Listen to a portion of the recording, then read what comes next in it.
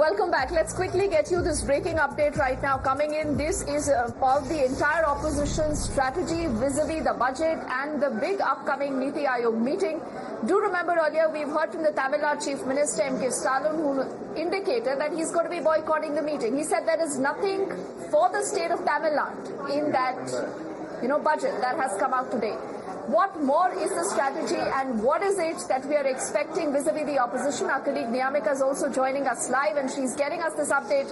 Niyamika, what is the inside scoop or what possibly could happen? Will we see a united opposition this time wanting to boycott the Niti Aayog meeting?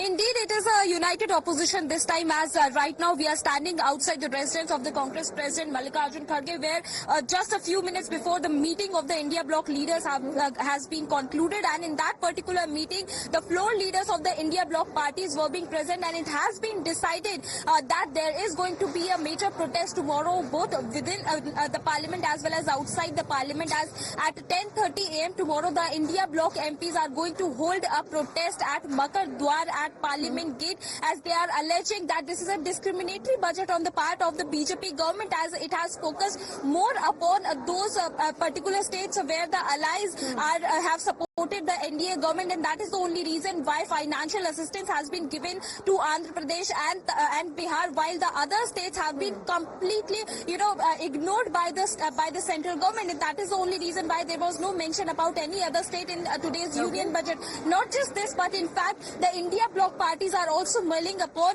boycotting the Niti Aayog meeting that is going to take place on July 27th, as they are saying that due to this discriminatory budget, those states which have been continuously demanding for the central funds have been completely ignored by the central government, and that is the only reason why the chief ministers of these particular states where the India Bloc parties are in power are expected to boycott this particular meeting of Niti Aayog. All right, Niyamika, clearly the battle lines getting sharper as far as the war between the opposition and the government is concerned.